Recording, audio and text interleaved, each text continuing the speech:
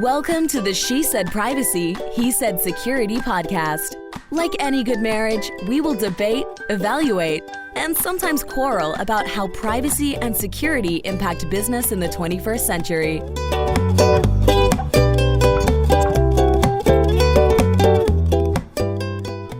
Hi, Jody Daniels here. I'm the founder and CEO of Clover Advisors, a certified women's privacy consultancy. I'm a privacy consultant and certified informational privacy professional providing practical privacy advice to overwhelmed companies. Hello, I am Justin Daniels. I am a shareholder and corporate M&A and tech transaction lawyer at the law firm Baker Donaldson, advising companies in the deployment and scaling of technology.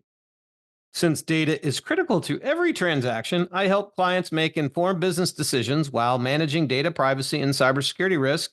And when needed, I lead the legal cyber data breach response brigade.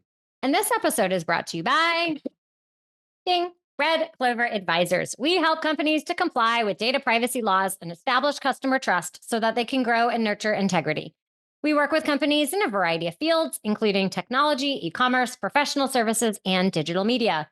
In short, we use data privacy to transform the way companies do business. Together, we're creating a future where there's greater trust between companies and consumers.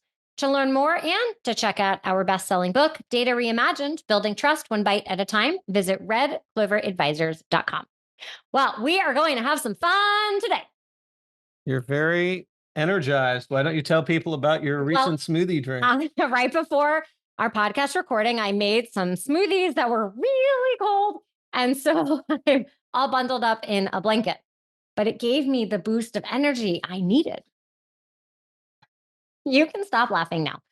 Okay, let's get started. We have Richy Glassberg, who does not know what kind of fun he's in for.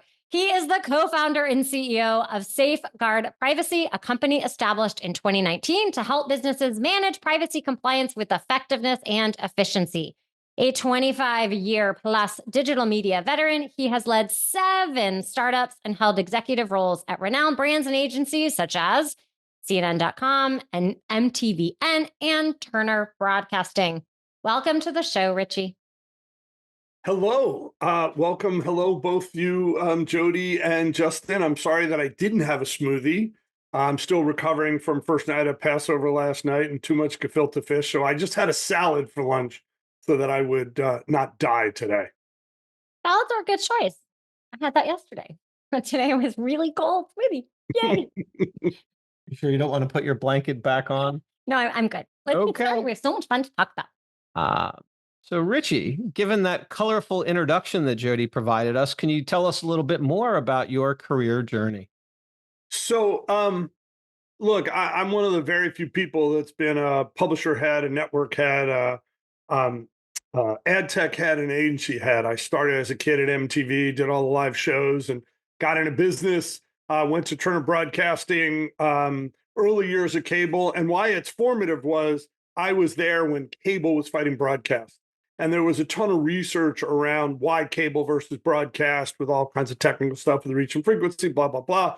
And when I went to Turner about halfway through, I was lucky enough to get called on a conference room with Ted with 5 other people, and we were asked to start CNN.com. You have to understand it was 1995. There was Prodigy, there was CompuServe, AOL had just started sending out those disks to everybody's mailbox. And, a lot of people, who were in big media companies like me, who were in this vanguard, my peers said, oh, you're throwing away your career. Harry Matro in Atlanta, Scott Wolfel, myself, Jimmy, Mark Bernstein. And, Ted was tough. We all had to do a separate job. So we did this on the side. We launched CNN.com on August 31st of 1995. Then we started building it around the world. I was lucky enough to run it around the world for 4 years and run all the sales and revenue. And in that time, about 30 people got together at Halsey Minor at CNET's office. And we realized we needed an industry trade organization.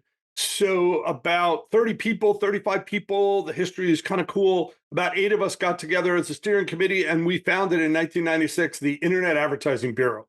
I was lucky enough to serve as the vice chairman under Rich LaFergie, who was running ESPN.com on Starwave for the first 6 years. And it was important because we set a lot of the original standards in the industry. We set the original 8 standard banner sizes. We set the actual spending because people didn't believe that digital was a thing, the T's and C's, and a lot of cool stuff. I started the first premium ad network called Phase 2 Media with great timing in 1999, filed to go public in February of 2000, and the world turned in March of 2000. Kept it alive for a while. Then I ran a couple businesses for News Corp, startups inside of News Corp, then back to the entrepreneur side with a company in San Francisco, and then some very famous VCs, Foundry and Japer Fisher Gotham, brought me in as the COO for a very famous CEO in the first mobile ad tech creative company, which we pivoted to be the first mobile ad server for all the holding companies. We ended up selling it to WPP, and I was the smallest subsidiary CEO of Martin Sorrell at WPP for a couple of years. Came out of that, and in 2018, I saw GDPR, and my personal feeling was that GDPR was a reaction to 15 years of programmatic advertising. We forgot the consumer, and my thesis was these laws were going to proliferate, and we were going to get a ton of them. And when I looked at the IPP fact book in 2018, there was approximately 150 companies. Not one of those companies was led by somebody from AdTech. Not one. I'm like, that's not going to work. It's not going to work at all. The AdTech ecosystem is so convoluted and so complex, and the relationships are so circular. I decided to start this company. And what we are is we built the TurboTax of privacy compliance. I'm not a consultant. We love Red Clover. We're not a law firm. We work with law firms and advisors. And we really built the TurboTax of privacy compliance as just as a management platform for people. And that's really where I came from, that background in cable, that background in digital, the industry background, trying to fix stuff for the industry, and then ad tech. And that's really my journey. The one other thing I'll add is the thing I'm most proud of in my entire career is when I left CNN.com, which I was running around the world, and I started Phase 2 Media, one of my older sisters got sick with breast cancer, and she thankfully recovered. But a very famous woman named Dr. Marisa Weiss, who wrote the book Living Beyond Breast Cancer in Philly, had helped out my mom, my sister, and our family. And after my sister got through it, Dr. Weiss said, "Hey, you're the internet expert. I wrote this book, and I have this idea for a website for women." And it was a terrible name. And, over 1999, I helped her buy the name breastcancer.org. I served on the board for 22 years. Breastcancer.org is the #1 site for women in the world, informational site for women in the world with breast cancer. We served 23 million women last year. It's the leading informational site for women with breast cancer. It's got information peer-reviewed on every possibility of breast cancer. And I think that's the thing that I'm most proud of, is that 23 million women around the world every year get this incredible help for free, which is what the promise of the internet was. And they have no idea who I am. So that's my background. I love that, Richy. I had no idea. And I'm really glad that you added that. So thank you. And you also shared how at a really pivotal time, it's the cold moving talking, at a pivotal time that you all banded together to create a industry organization, the IAB. And so let's fast forward, because right now your crystal ball of many different privacy laws has come to fruition. And Safeguard and the IAB have partnered together in something at also a really important time, as it's very complex, especially in the ad tech ecosystem, to try and manage all the compliance requirements. So can you share the origin of the IAB digital? Oh my gosh, I cannot speak. It's all right. It's IAB Diligence platform, and Safeguard Privacy's role. I know we don't edit this stuff. We just keep in. It's all right. It's all good. So in July last year, all the credit goes to Michael Hahn. So Michael Hahn is the GC of both the IAB and the IAB Tech Lab. And I have not been involved with the IAB since 2001, because it became professional. We hired, CEO Greg Stewart, and then Randall Rothenberg, and it's now huge, but it was volunteer the first 6 years. So Michael Hahn is the GC of the IAB and the Tech Lab. He does tremendous stuff in this industry. There's the LSPA, which became the MSPA. There's all this work that the IAB does. And Michael had been talking to regulators, and he talks to them all the time. And last July, around there, Michael realized the risk that is inherent in all these laws. And I'm not a lawyer, but if you go back to GDPR, there's this obligation.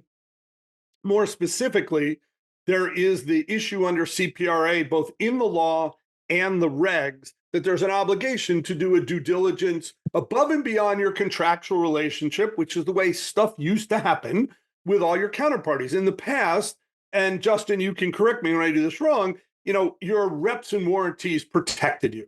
But now the California regulators have said you have to do this due diligence or you lose the presumption of innocence. And that's a big deal.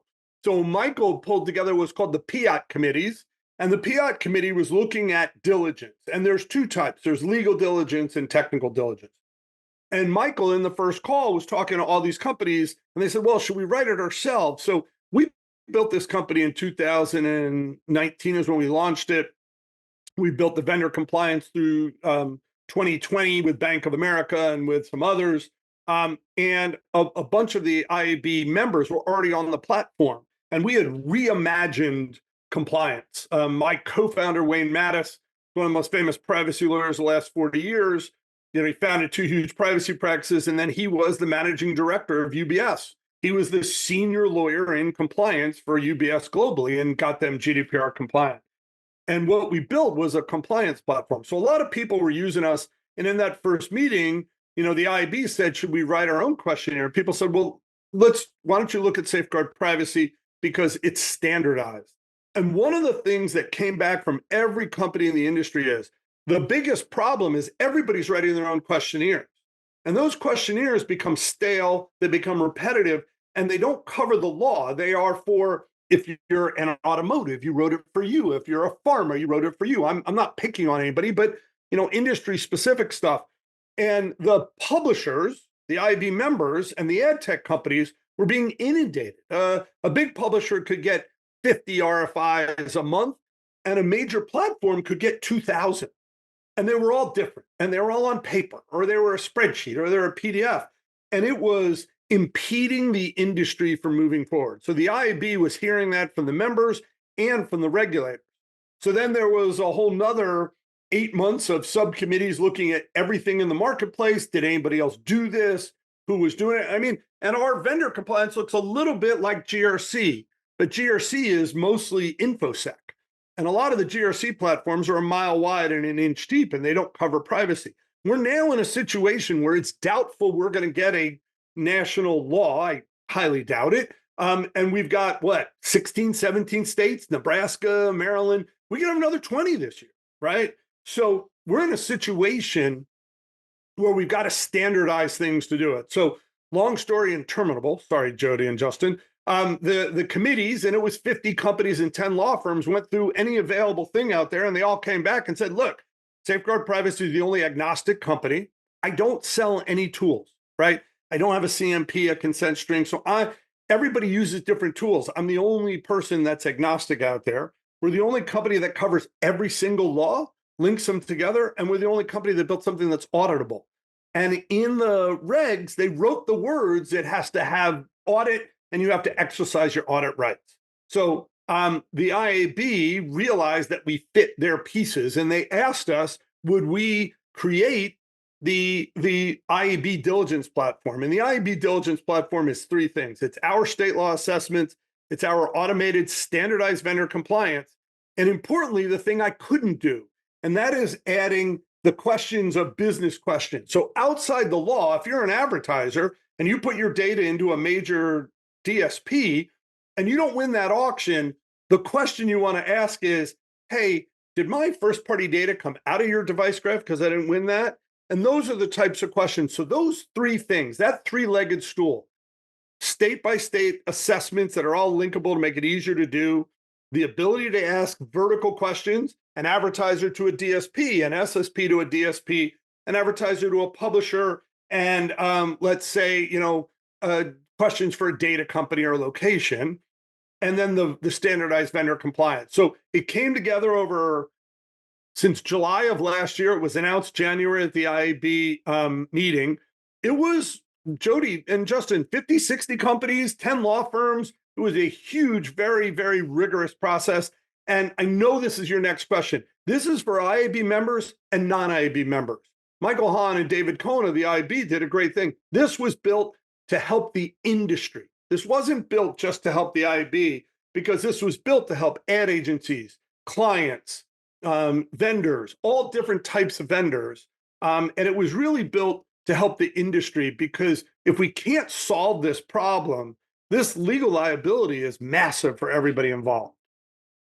One of the pieces that I'd love for you to explain a little bit is the challenge. You have many companies all trying to assess the same vendors. So can you explain a little bit, is it the vendor who's going to answer kind of one time and then all the companies have access to their base of answers? What if I, as a company, want to ask something extra special? So can you elaborate? Great question, Jody. So the whole point of this is it's standardized. So obviously on a podcast, I mean, we're a privacy company. We have almost 500 companies on the platform already. It's everybody you know. We can't say the names of those companies publicly. We don't believe in public shaming. There's no public website where you can go look up, and see a score and do gotcha. That's not the way anybody wants to work. If you're a publisher, if you're an ad tech company, if you're whatever you are, you fill it out once and you share it multiple times. Jody, you hit on the beauty of the platform. You can share this as many times as you want for somebody participating in the platform. You got to be on the platform to do this. We do offer for hosts, which would be like an advertiser, they can have a certain number of specific questions. So if you are in an industry where you want to ask 5 or so specific questions, you can ask that. So we're trying to cut down the freelancing and have everything standardized. And Michael Hahn and the PIAT committees are still working today. So if you're listening to this and you're in the ecosystem, join the PIAT committees, because they're setting up the standardized questions for, advertiser to DSP, blah, blah, blah, all those things. But you can have individual questions as long as they're not repeating what's been covered, because what the committee and the industry has chosen is that our questions they're not sales questions. They cover all of our assessments, cover all the legal obligations of the law in a very, agnostic way, so that a small publisher, a big publisher, an ad tech company, a location company can answer the obligation of the law the appropriate way for that type of company. Does that make sense, Jody? Does make sense. And thank you very much. So for the benefit of our listeners, Richy, because I'm not an ad tech expert, could you tell me what a DSP and an SSP is? Because I'm admonished regularly on this show when I use acronyms. And so you've used a couple with which I'm not familiar. So please, if you could educate. So let's talk about digital advertising. In the old days, a salesperson would go sell somebody ads on CNN and it would show up on the air, or ads on a radio station or CBS, whatever you want. In digital, what happened was programmatic advertising 08, 07, 08, 09, around there. People will argue about it all day long. So if I'm an advertiser or an ad agency, I can put my request into something called a DSP. That's a demand side platform. I don't want to name names of companies on Jody, I don't think I should, but there's a couple big public ones out there. All right, the biggest public one is Trade Desk. On the supply side, that demand side platform talks to a supply side. So the biggest public company one is Magnite. Those two pieces talk together. The supply side platform is hooked into thousands of publishers. The demand side platform is hooked into advertisers and agencies, and they mediate between the two. And they allow you, Justin, to buy an ad from Jody without ever knowing Jody, but you can do it through this interface and you can pick demographics, you can pick actual email addresses, you can pick PII, you can pick non-PII, you can pick contextual. You can set up your marketing buy in that demand side platform that then talks to supply side platforms, and that auction takes place between the two pieces. Does that make sense, Justin? It sounds like you're describing a marketplace where the purchasers and sellers of advertising digitally can come together. He should be a CMO for the digital industry. It's actually a really good question, Justin, because I find many times that people in the marketing departments understand all this, privacy, and many legal professionals who didn't come from this universe or have spent time because they needed to don't. And yet their marketing teams are doing things. We have privacy laws that are focused on this ad tech piece, and they're trying to understand what this all is. And my point to our viewers, and Richy, thank you for taking the time to explain that, is even though I'm know certain things, I don't know others, and there's no shame in asking someone, can you explain that to me? I've been in far too many conversations or whatnot where people would rather continue not knowing something than ask the question. So Richy, thank you for entertaining me because I didn't know what those terms were. Anytime. And now you do. I do. Richy, where would this process fit within a vendor management process that someone might already have? So I'm a company, I already have my vendor process. Now I have more assessments and questions I want to ask. How do I blend these together? So modern software, I've built a lot of the biggest software and ad tech out there. It's fully API driven. We can integrate into any GRC platform. There's a major announcement coming of a big GRC platform that everybody in the private space knows is going to take our output into their GRC platform. We do privacy. We do privacy, and we do privacy to the obligations under the law. We can fit into, it depends on the company and the size, right? We fit into anybody's TPRM, which is third-party risk management, Justin, platform. We can API in, or you can do any kind of manual pick. So someone could say, hey, here's my InfoSec, and then here, fill out my safeguard privacy. So we have automated this as much as we can as modern SaaS software to work with any company out there. Many people listening, you mentioned, I don't have to be an IAB member to participate. Can you talk a little bit about, maybe someone's listening and I think this is really important. Where's sort of the business model? Are the people completing the assessments paying? Are the people receiving the assessments also paying? And how does the membership piece work? Everybody pays to be on the platform. Okay. It's SaaS software. It's an annual license. It's a flat fee. We try to make this as affordable as we could for everybody out there. It's based on revenue. So for a small company, it's totally affordable. Even for a big company, we price this at less than half the cost of an operation person, because we realize it's the operation person and the lawyers filling this out, and we're trying to make the market more efficient. So this is a very low cost platform that has no hidden fees and no gotchas, and you can have 100 people on it, cost you the same thing. So we're making it very easy for everybody to get involved with the platform.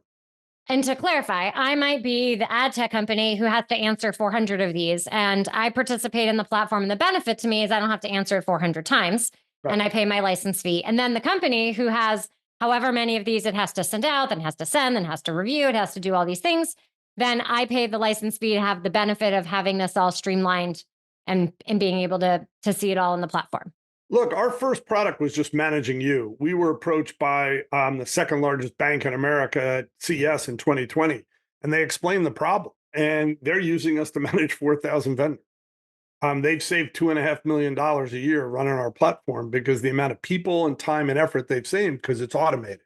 We have tons of IAB members on the platform today, and the average cost savings for an IAB member is over 80%. And a lot of that is personnel. You got to send these out. You got to send out a spreadsheet. And we've also reimagined. It's no more spreadsheets, no more email, and it's secure. And Jody, you said one thing that I want to follow up on. I am a publisher. I just don't share it with people I don't know. You choose who you want to share it with. So this is a permission-based system on both sides. And Justin, as you know, you don't want to share it with somebody that you're not doing business with, right? You want to control your data. This is sensitive data.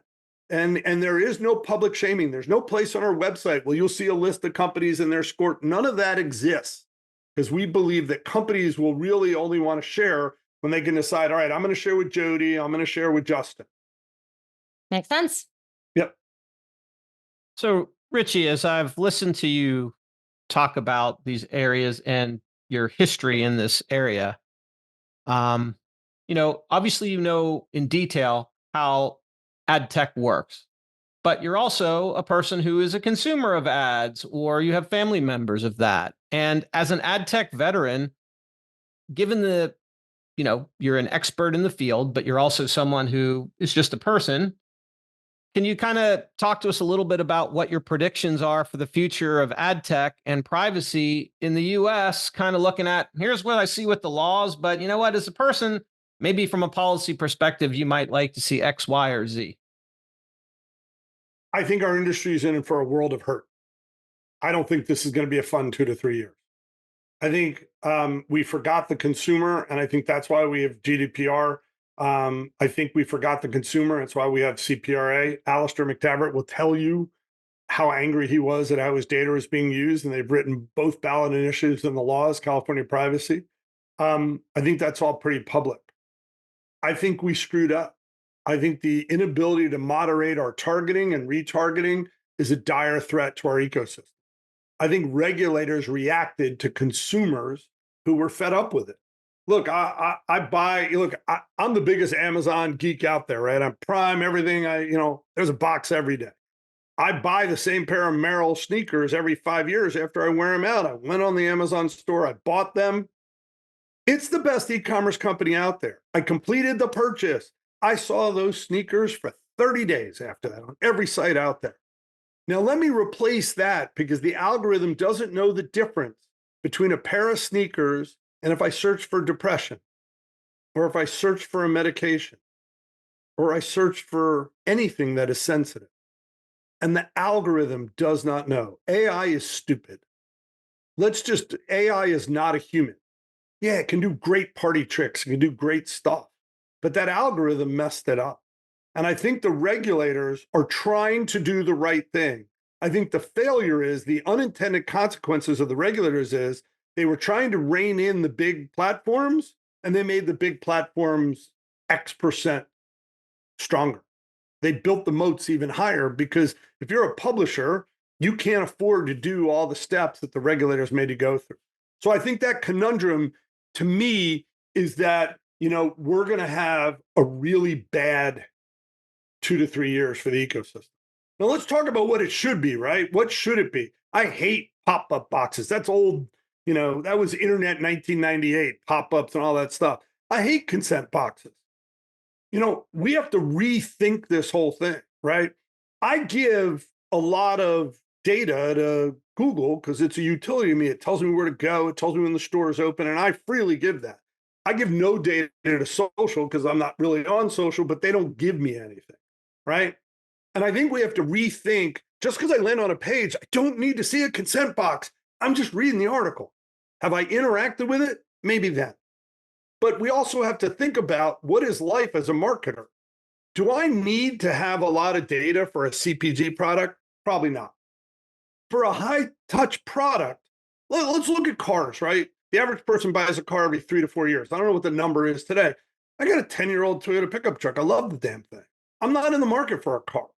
How about we come up with a process and an advertising world where I could signal, hey, you know what? I'm picking up my head. I'm going to buy a car. So there's auto intender signals. You go build a car at some, triggers a 90-day thing. How about then I get consent? Hey, looks like you're looking to buy a car.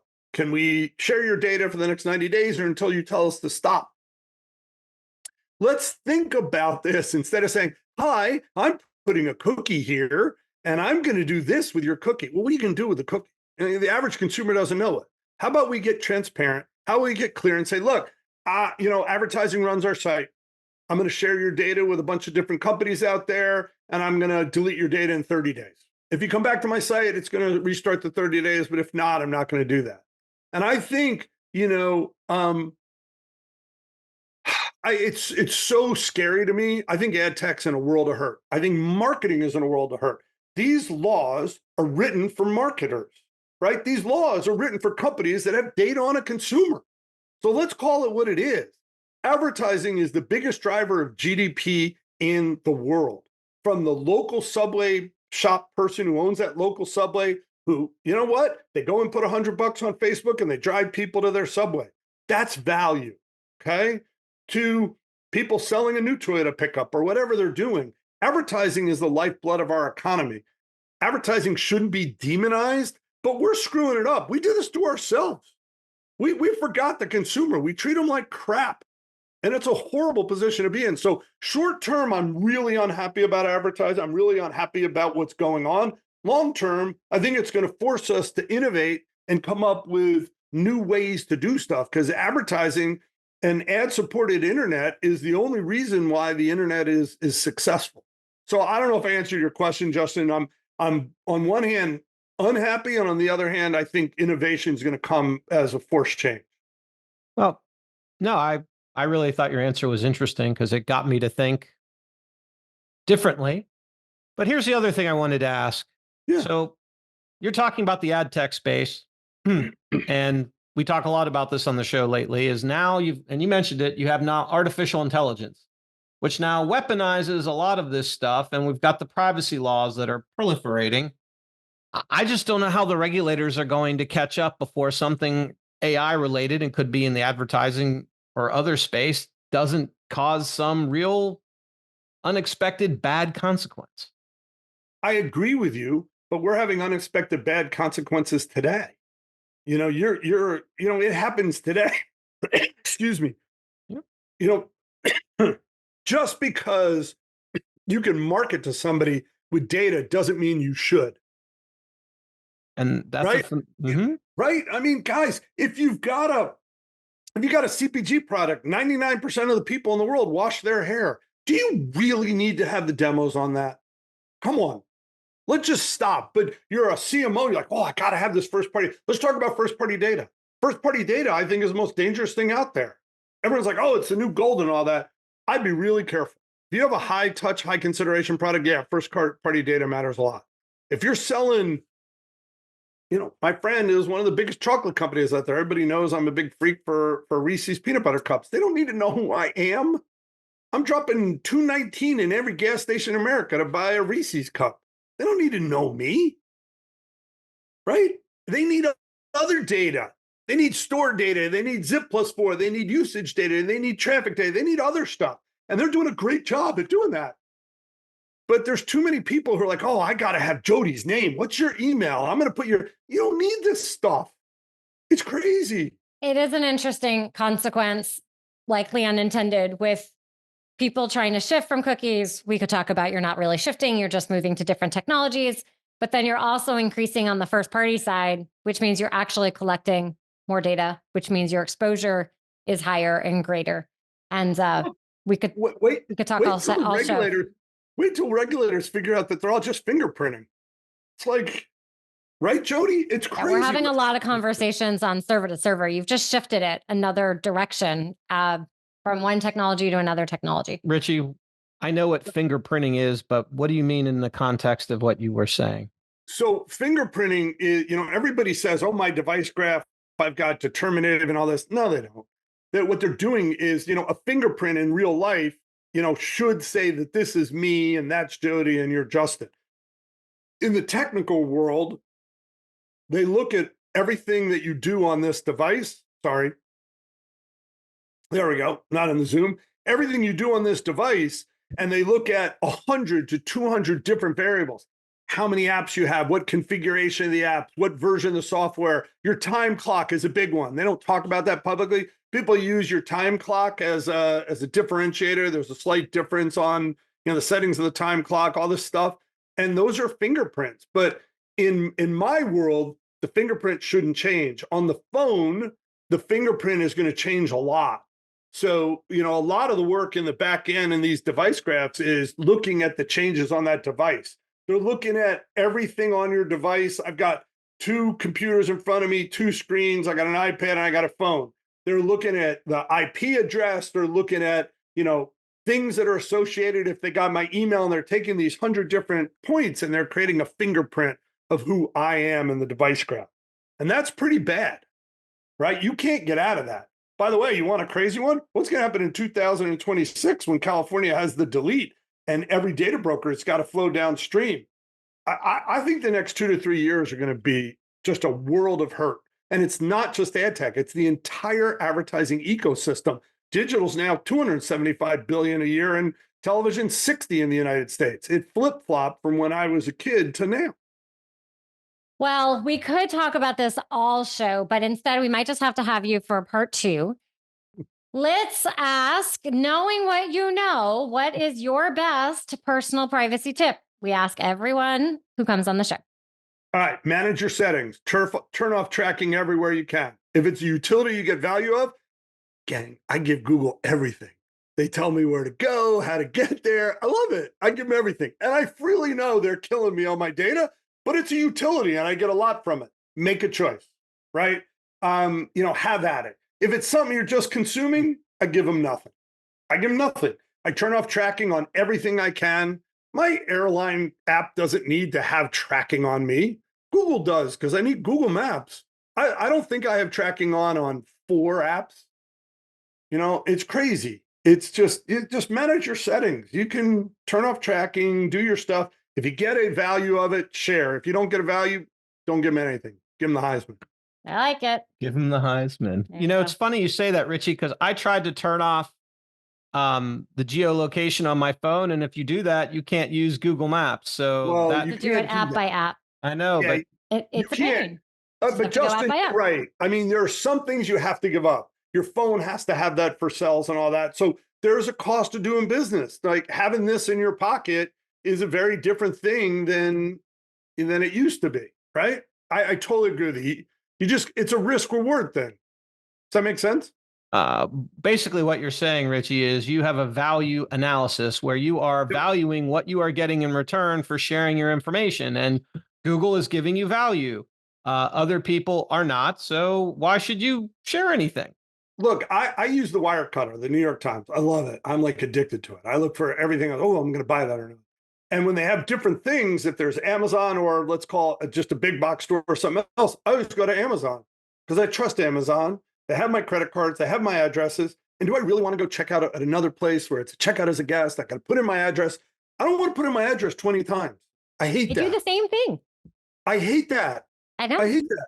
And then a really cool, cyber expert told me that I had for a couple of those systems, not Zelle, which was run by the banks, but like Venmo and PayPal. I had a credit card in there, but I also had my bank account. And they told me that, and I didn't know this, that a credit card, you're protected on theft, but a bank account, if that gets hacked, there isn't the same protections. So I took off for Venmo and PayPal my bank account because you could get wiped out. So somebody else gave me that tip. Let your listeners know if I got that right or not. Maybe I was wrong, but this very important security person told me that. So I did that. I try to minimize things where I have any connection to my credit cards. I love Apple Wallet because that's more secure, right? So it's a value exchange. Justin, you said it great. Thank you. So, Richie, when you're not being a AdTech expert or eating gefilte fish, what do you like to do for fun? Everybody who knows me, I am a huge dog person. I had to get the dogs out of the office because if they were here, one of them would be on this couch biting my elbow. So I'm a huge dog person. My best friend in the world, my wife and I, just bought a smaller place now that the Evil Spawn #1 is 26 and #2 is 24. And we're doing we moved farther away for a bit of land and we're doing a lot of gardening and we're doing a lot of meadow restoration, which was a lot of fun. I read a lot. It's funny. I've been in television since 1985. I really don't watch TV. There's not many shows I watch, so I don't know that. So people say, "Hey, did you see this?" I'm like, "Yeah, I nod." I'm like, "I didn't watch it. Sorry about that." I've been doing martial arts for 30 years. And Richie, if people would like to connect and learn more, where should they go? They should go to www.safeguardprivacy.com. My LinkedIn, I'm just Richy at safeguardprivacy.com. I am probably one of the most findable people out there. And you know what? I think I built this company because I think companies want to do the right thing. And I'm trying to help companies and the industry do the right thing because advertising and marketing, it's the lifeblood of companies and it's the lifeblood of the free internet. And if we don't support the free internet and we can't figure out how to make it work, I'm very afraid it'll be a very dark world if we don't have, great journalism, great news, information, whatever you love. Everybody has a passion, and there should be the ability to find that passion and find great information That's the whole idea about breastcancer.org, that it is peer-reviewed, great information available to women around the world for free. And I think there's a lot of great things like that out there. I just use that as an example. And I think we have to do our best to make it a safe world out there to use the positive of the internet. Well, Richy, thank you for sharing your thoughts. Thank you for all you do for breastcancer.org. Thank you for joining us today, and we appreciate it. Great. Thank you very much for having me. I had a lot of fun, even though I did not have a smoothie, Jody. I would have loved a smoothie. Well, you know what? I'll just try and send you some Reese's Pieces instead. Thank you, guys. Great to meet you.